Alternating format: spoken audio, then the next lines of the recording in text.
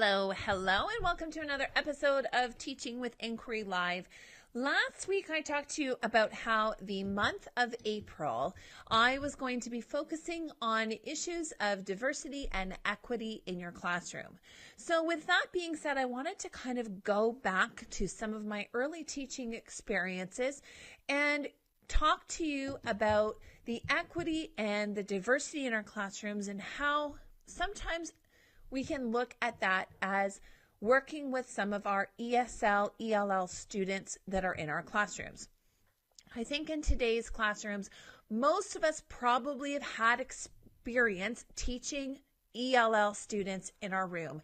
And I think that provides quite the different perspective than teaching, say, other students with complex needs in our room. So because I spent the first half of my career as a teacher working with ELL students, I wanted to talk about how working with ELL students in our classroom is also part of the reason why we're talking about this topic during the month where I wanted to focus on equity and diversity in our classroom, because ELLs definitely bring issues of equity and issues of diversity into our classroom and challenge us as teachers to try and do new things.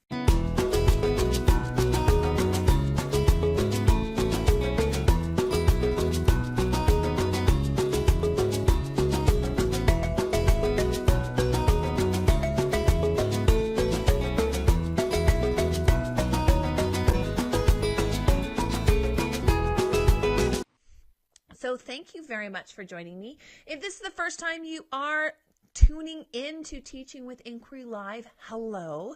My name is Patty and I am a 4-5 split grade teacher here in Ontario, Canada. And I come live every single Monday night at 9 to talk about all of the different issues that are impacting our classrooms on a regular basis. In particular, how I use inquiry-based teaching to meet and deal with some of these issues that we face in our classrooms and the complexities that we are dealing with every single day.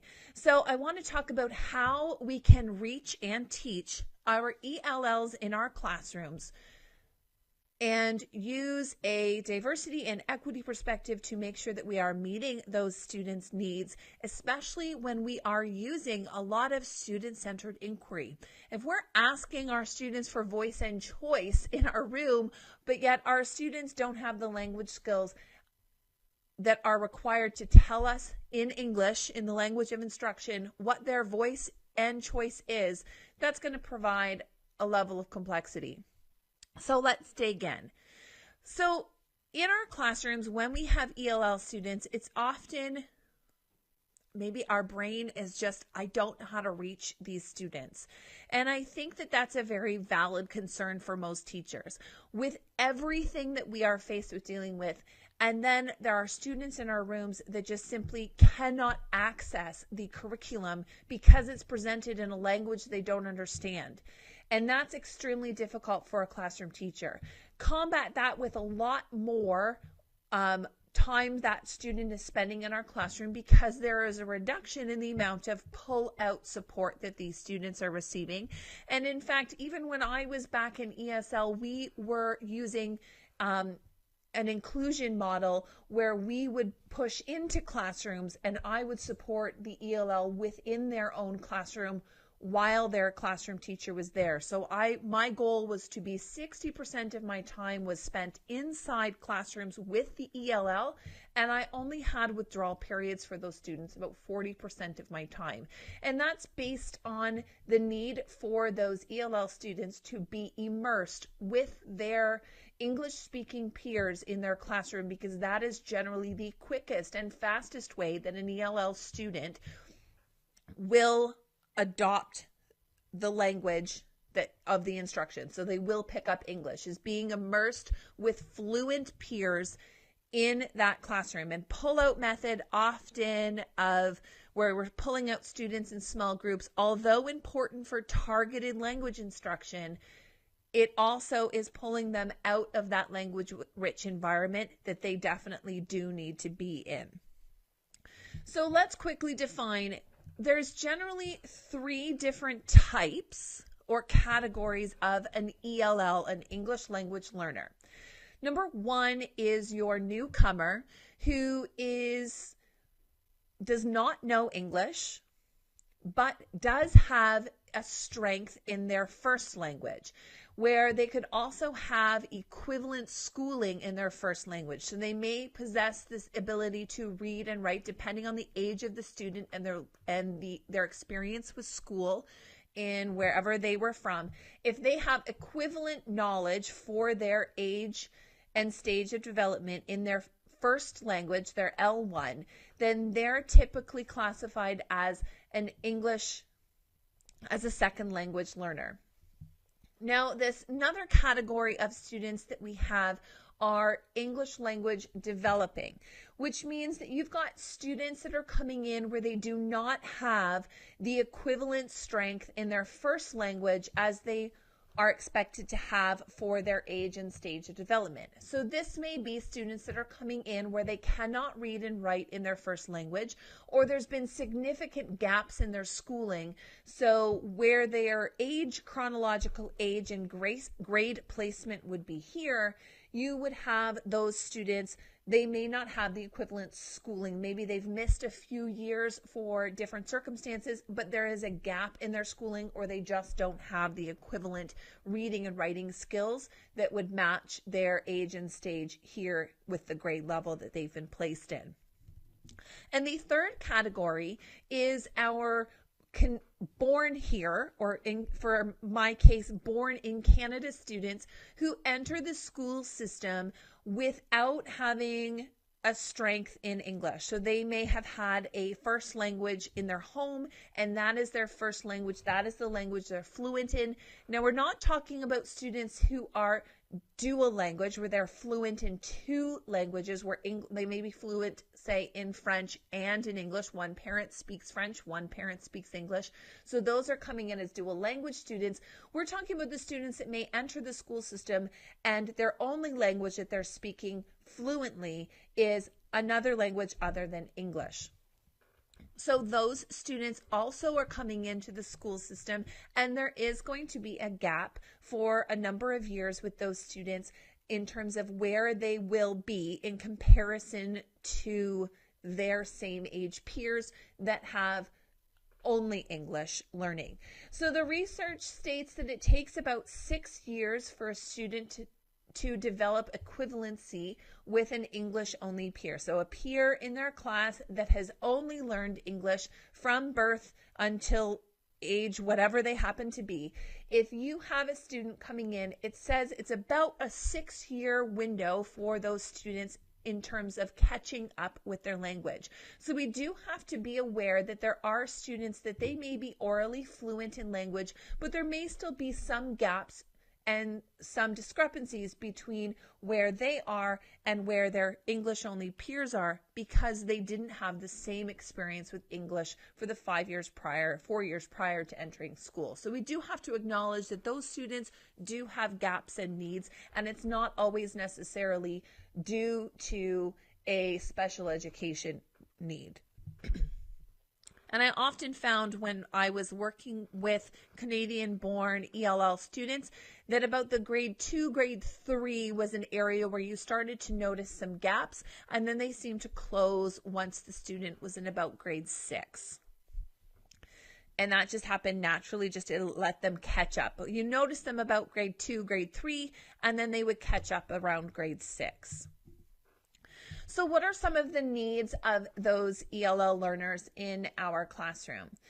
So you have the fact that these students, and I'm going to speak specifically to students that are coming into our classrooms where they may have some strength in their first language. They may be able to read somewhat in their first language, and this is typically students that are coming in to the junior level, so grade 3, grade 4, grade 5, grade 6, when students are entering for the first time into, say, a Canadian school system in those grades.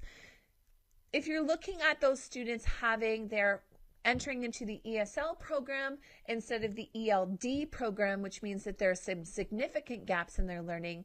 That's primarily what I'm going to be touching on, is different ideas for those students and how we make our teaching and learning accessible to those students in particular. So I think we need to remember when working with ELLs is we need to differentiate between the needs of an ELL learner and the needs of a special education learner. In particular, there's one big difference. An ELL learner is learning the language, but their cognitive abilities are they're normal from all things that we can consider, from all of the information that we can gather when we do intake assessments on ELL students. Their cognitive functioning is within the average range, and their strength in the L1 is developmentally appropriate for their age and stage, which means that really we're looking at a student who doesn't understand English, but there is no cognitive delay. So they have that strength in their L1 and they're neurotypical in their L1. There is just a gap in their ability to communicate that understanding because they're not yet speaking English. Now that's different between having a student with special education needs where there may be cognitive gaps such as learning disabilities, or we've got assessments for those students where there may be a gap that we're suspecting a learning disability and that there's some discrepancy between cognitive ability and academic output. And we're suspecting that there's perhaps a delay in their cognitive functioning. So we have to make sure that we're not misrepresenting our ELL students as special education students.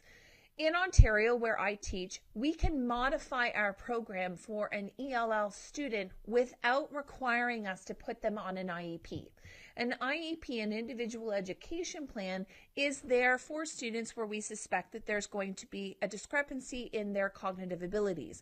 Versus an ELL who's simply learning language, we need to give them time to acquire that language. We will modify their curriculum, and that can be modified under the ESL umbrella and not necessarily under the special education umbrella.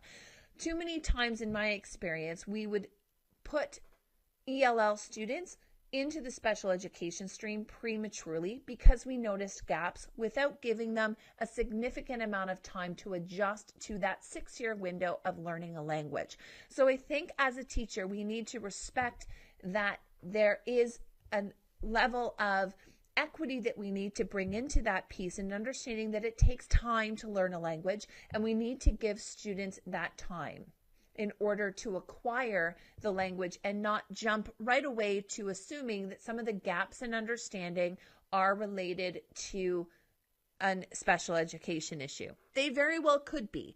4%, I believe, was the last figure I read. About 4% of our students will have special education needs. That will transfer also into our ELL population as well. But we shouldn't see a discrepancy and an overrepresentation of special education needs within our ELL population. I think we also need to really look very closely at the assessment that is completed as our ELL students enter into our school system. I'm hoping that your school board is pretty prompt at assessing those students so that it gives you an idea of where their age and stage is.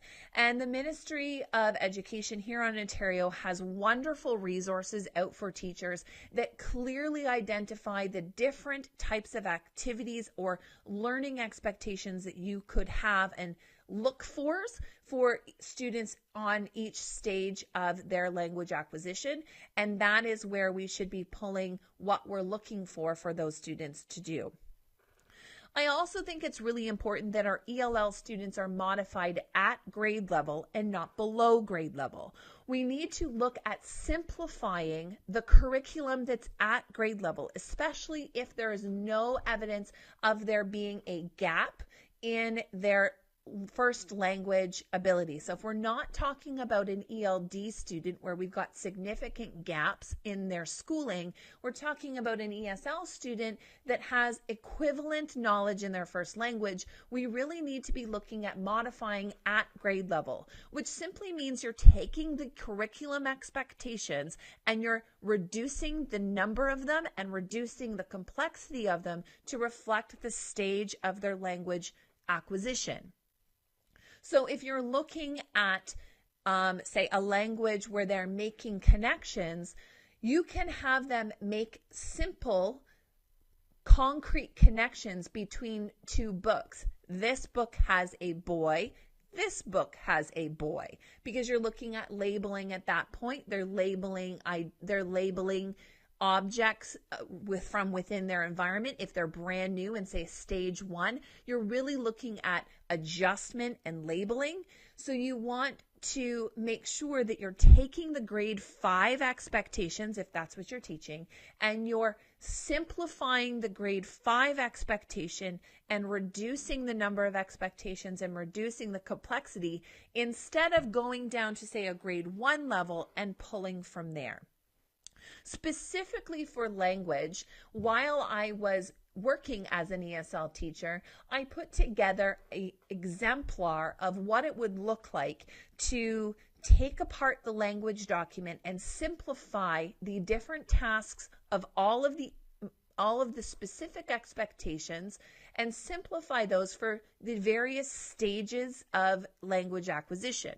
You can find that document for free on my TPT store. If you go onto my TPT store and in the little search field type ELL, you will be able to find it, and I'll make sure I link that document in the video comments so that you can have access to that. And it is a sample of our curriculum in Ontario and how I've modified at grade level those specific expectations to reflect the various stages of language acquisition. So they're simplified at grade level, as opposed to just taking grade level expectations from earlier grades. So instead of a grade 5 being modified to grade 1, it's modified at grade 5, but it's just simplified and reduced the complexity of those expectations. And then that happens as well for all of the expectations across the curriculum, is that I would recommend simplifying the complexity and reducing the number of expectations at grade level instead of pulling from previous grade levels for that student, if they are ESL and working with an equivalent first language acquisition. And here's why, and this is the example I like to use. I speak no other languages other than English, but I do know how to tell time. If I went to Japan that has a different alphabet, a completely different language, it's not Latin based, so it's not going to sound even familiar whatsoever to my ears when I hear it.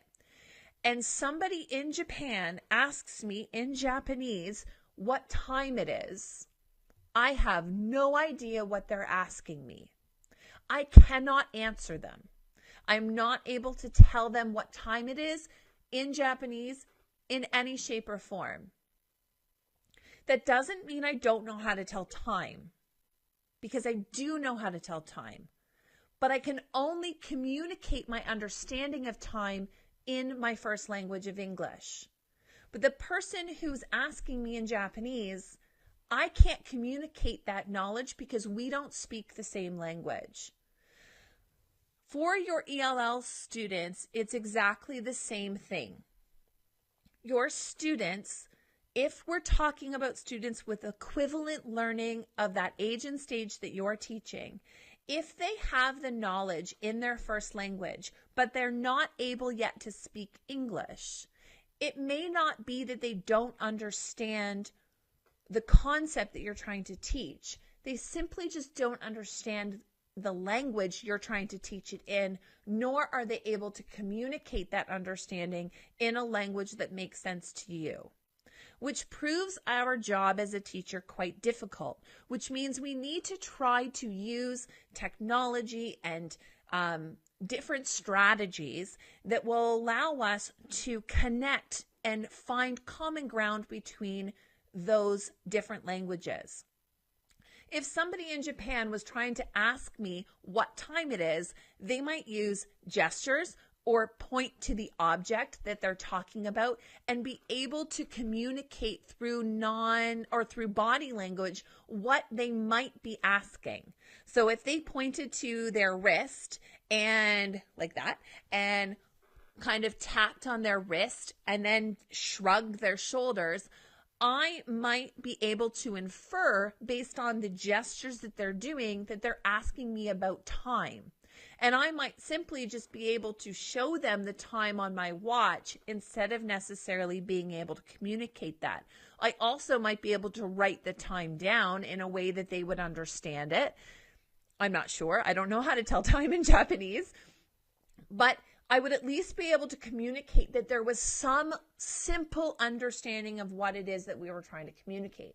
And I think that's our job as teachers. So I want to talk about just a few strategies that you can use in the classroom for the various subjects that many homeroom teachers are teaching, and how you can access that knowledge inside of your ELL in order to teach them parts of our curriculum, even though they may not be at the level of understanding yet to do full and complete assessments. So before we get into that, I do want to say I think as teachers we put a tremendous amount of pressure on ourselves to make sure that we teach every single specific expectation to our ELLs and make sure that there's some type of assessment that we need to gather. I think we need to give ourselves a break. If you have an ELL in your class that speaks no English and they're brand new, especially if they're within that first year of school, their goals is to be immersed in language, which is automatically going to happen if you actually talk to your students in your classroom and your students talk to you. So unless your environment is completely silent and no one ever says anything, they're going to be immersed just by being physically present in your classroom. So there's goal number one. Right off the bat, those students within their first year, that's their number one goal, is to be immersed in that language. Number two is to adjust. Adjustment is such a huge goal for a newcomer into your classroom. You're asking them to adjust to an entirely new country, to adjust probably to an entirely different type of learning environment, especially if they're used to a very authoritarian style of education and they're coming into our classrooms. And if you're using inquiry like me, it is a completely opposite task is what you're asking to do. I'm now asking you how you're directing yourself and what you would like to learn about. And I'm very much not the authoritative teacher when it comes to learning activities. I am when it comes to classroom management, but not when it comes to say, where are we going with our learning? And it's completely different. So they've got to adjust. So you are looking at immersing them in language, adjusting, and learning routines and structures and where to go. That's your big goals within that first year. So I think we've got to take our pressure off that they might not be learning about personification and similes because we have that expectation in the junior grades that they learn about figurative language. We need to just not worry about that because they're not there yet. So that's one of the expectations that we can simply just be like, nope, not a goal for this student right now. We're going to leave that until their language is going to catch up. And my guess is they probably will understand some ideas of figurative language just in their L1. We're just not necessarily assessing it in English within that first 6 months to a year because we're letting them adjust and just be immersed and settled. You also have to recognize that if you have some ELD students or refugees, that even though they may be classified as ELD or ESL, you're talking about students that could be coming from areas where they've experienced significant levels of trauma. and it's something we need to recognize and address. Fire drills are often tremendously stressful for newcomer students because it's different. Lockdown drills are scarier to students if you've actually experienced gun violence in your previous home. So we really need to recognize that adjustment period and that feeling of safety, and addressing the fact that many of our ELL students may come to us with elements of trauma into our classroom, that I think it's really important that we are identifying that and taking a break from focusing on the nitty-gritty parts of our curriculum that just aren't a focus for those newcomer students while they're adjusting. They'll come later. So, with that being said, what are some things that you can do so the student's not simply just sitting in the corner doing nothing all day long? So, thinking about for language. If your student has the equivalent level of understanding in their first language, this is an added bonus, and consider yourself completely blessed that you have a student that has a strength in their L1. Every opportunity you can, just get them to write or read or communicate in their L1. Even if you don't understand it, you can assess their fluency and their level of, you can look and you can see the writing, you can see the length of their writing. You may be able to see some complex structures, especially if it's a similar language to English with similar sentence structures and a similar alphabet. You're looking at some language behaviors, and you can determine a lot from just reading a language you actually can't read, which is okay. So getting your students to label objects in their first language, getting students to write stories or reports in their first language, and getting students to record them speaking in their first language to explain what something is happening, that's okay. So if they're doing math and you have them just explaining in their first language what it is that's happening, that's all right. You can get an idea of whether or not they have some knowledge, even if you might not be able to understand it. And that's not a bad goal to have in those beginning stages where their strength from that L1 is still going to help them with their understanding of English as they're developing their level of understanding. So getting them to rely on their first language as much as possible in that beginning stages is totally okay. And you can still get a lot of information about their confidence and their ability to communicate without necessarily understanding it. Also, if you get them to write in their first language, Google Translate now has an app. Well, I think it's probably always had an app, but it's got new features that I actually just learned about today, which are kind of amazing. If you download the Google Translate app onto your phone, and they say type out their answer to a reading response, or they write you a story. Let's just put it, they write you a story. And say they type out their story. You can run that through Google Translate. But what if they handwrite it? Well, if their printing is legible, which I'm hoping it is, and I haven't actually tried it with printing, but I have with text, especially going from French to English, you can now snap a picture of the text in your first language. So if they write it in their first language, they can snap a picture of their, or you can snap a picture of their text, and it will translate it for you live, like within the screen that you're taking a picture of, which is really cool. And I was amazed to see it do it with an English text and translating that to French right on a page. It also will allow your student to take their device and take a photo of what you're asking them to do in English, and it will translate it into their first language so that, and then read it to them, which is awesome.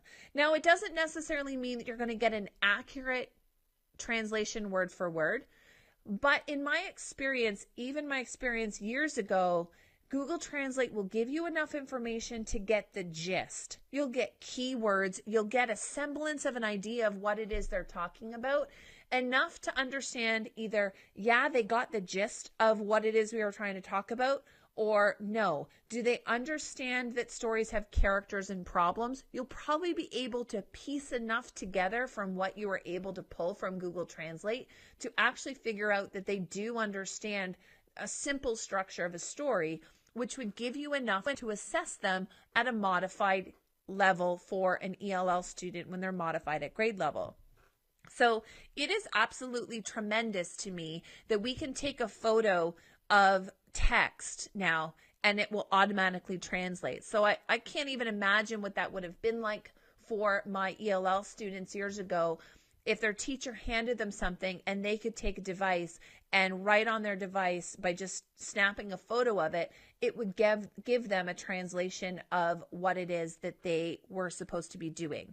And not only that, but if it's a language that Google Translate recognizes, it will read the text to them, which now makes that accessible to not only your ELL or ESL students who have their first language literacy, but also to your ELD students where they might need to just hear it instead of being able to read and write, because generally speaking, they'll have an oral strength in their first language, just not reading and writing. And I think that that's tremendous. That removes a tremendous amount of barriers for our students that are coming in and unable to access a lot of what we're doing, is that we can use technology to help bridge some of that gap while their language skills are catching up. We need, with ELL students in our classroom, is just to find a connection so that we can get an idea of what it is they're thinking and they can get an idea of what it is we're trying to teach them. And you're not going to have 100% accurate translations, and that's okay. You're really just looking for gists to get them to demonstrate, do they get the big ideas of what it is I'm trying to teach? So for language, for reading and writing, use their L1, translate when necessary, get students to label different things that you're doing. So if you've got a picture book and you're reading loud, so if you're following my Ignited Literacy and you're reading a picture book with your students, hand out the photos, photocopy the book for your students, hand those pages to your ELL student, not in the correct order, and have them as you're reading, put those photos in order as you're reading them. So they're then watching you read, and they're looking at the picture and they're ordering those pictures in the order. So they have to attend to what you're doing. They may not necessarily be understanding the story and the plot of the story, but they're still focusing. They've got to listen, they've got to watch. And then once they have those photos put in order, you can then give them some sticky notes or have them write right on the photocopy, and they can begin to label some of the objects inside the images in the picture book. So if you're looking at this, say this book, Red, you might not be getting them to identify what the plot of the story is, but this would be a great book for those newcomers to learn colors and school supplies, because learning about colors and school supplies is one of the first tasks of an ELL student. Is not necessarily to learn phonics, but to learn how to label their environment. So getting them to label some of the objects that are inside the picture books you read, while also sequencing the pictures so that they actually have to pay attention while you're reading, is a great activity for you to do that allows them to stay focused on what you're doing, but also is appropriate for their age and stage of language acquisition. Math for many of our ELL students is an area of strength because there's less of reliance on language. However, when we're talking a lot about using more of an inquiry math or using lots more word problems, it becomes a little less approachable because it's so language rich. Some of the different tasks you can use is definitely if you're using numberless word problems or 3-act math with your class, if your provocation is a picture, you can give them the picture and talk about what math might be in there and see if they can use math to represent something that they're seeing. So if you can somehow bridge that communication to say, what is the length? So I was doing a numberless math problem today with a shed for area and perimeter. And if I had given that to an ELL student, I could use a ruler and show them what I want them to do, and then see if they can decide how much of an area. And I could probably use gestures for that, or simply just translate perhaps some of those key words to see if they can understand what it is that I'm asking them to do, and see if they can use math to explain a picture. A picture is key when working with ELLs, because they can then think about that picture in their first language and then start making connections between the language that you're teaching them and their L1, which is an imperative lesson that they need to learn, because you want them to be making those connections between the two languages. Now, for science and social studies, this is often, I think, the hardest part for teachers is, how do I get my students to access the curriculum in science and social studies when they're not speaking English? And I think this has to be an area that we need to give ourselves a break and understand that that language is the focus, and that some of the activities just might not be accessible. And that's where we've got to really look at modifying. Wonderwall activities, if you use Wonderwall activities in your classroom that are really picture heavy or artifact heavy, that is a fantastic way to engage your ELL students, because it's pictures and they can use their knowledge in their L1 to identify what those are and at least be thinking about them in their first language, even though they may not be able quite yet to understand what's in their second language or in English, because some of our ELLs have multiple languages. So we really want to focus in social studies on the gist. So if you're learning about the physical regions in Canada, you may simply just want them to understand the different geographical landforms that might be in Canada. So we have Western Canada has mountains.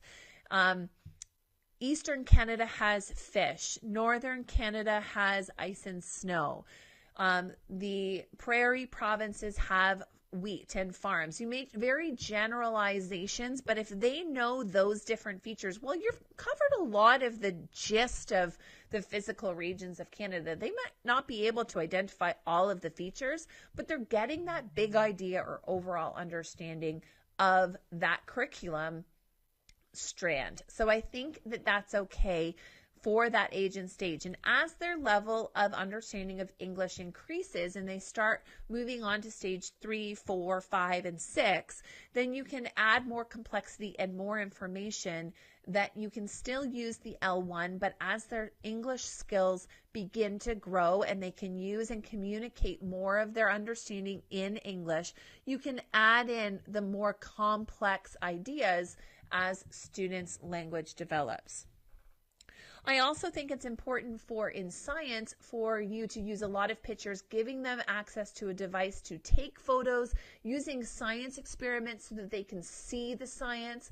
They may not always understand all of how to communicate about the science, but an example of an activity that you could do is, as experiments are happening in your classroom, if you have your ELL student take photos of those experiences and then simply label what they see and observe and identify perhaps why, if they can get to that level, and even if they can use their L1, and you can maybe look at using translation again to help communicate whether or not they understand why something is happening, but using artifacts and real life objects that represent the learning is a really key activity that you can use with your ELL students.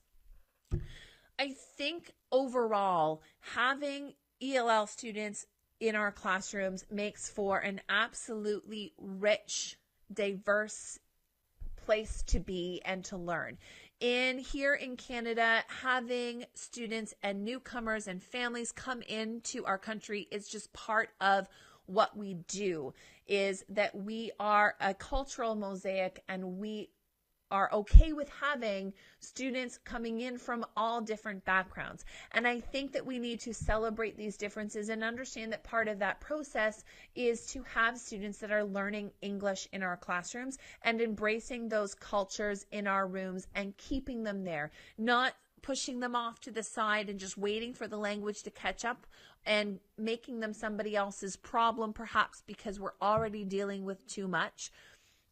I think we need to embrace those students in our classrooms and really look at teaching them in a way that brings their strength of their L1 into our classrooms, as well as giving ourselves a break and understanding that we can't expect too much of our ELL students, and also not expecting too much of ourselves as teachers to break ourselves at prepping and planning to make sure every aspect of the curriculum is accessible. A lot of the times the goals of students as they're within that first year of being in our classroom is simply just acclimatizing to their new country and their new culture, and just being in your classroom, immersed at whatever capacity they're able to be immersed in our rooms in a language-rich environment is the best opportunity you are giving them to learn the language of instruction. And they will make those gains because they're there, and they'll probably make them faster than you ever expected that they would. And it's not always on you to do absolutely everything in your power to teach them all the things all at once. It's a slow process, and it's okay if they cannot access every single lesson for every single minute of the day that you're teaching. So that is my information for the second week of April, as we're diving deeper into looking at using more equity and diversity teaching in our classroom, is definitely teaching and reaching our ELL students. So thank you so much for joining me. If you'd like more information about tonight's episode, you can find that on the corresponding blog post at www.madlylearning.com. If you're looking for examples of how to modify the language curriculum, you'll find that free resource on my TPT store, and I'll make sure that I drop that link in the comments for you after I've ended the live video so that you can access that. If you are listening to this on the replay, head on over to the blog post and you'll find the link there for that resource as well. And don't forget that this video is rebroadcast both in podcast format on wherever it is that you listen to podcasts, as well as YouTube. So if you've missed a previous episode, you can head on over to either one of those platforms and find all of the links to those at the show page at www.teachingwithinquiry.com. Thanks very much for joining me, and I will see you next week for another episode of Teaching with Inquiry Live. Thanks so much. Bye for now.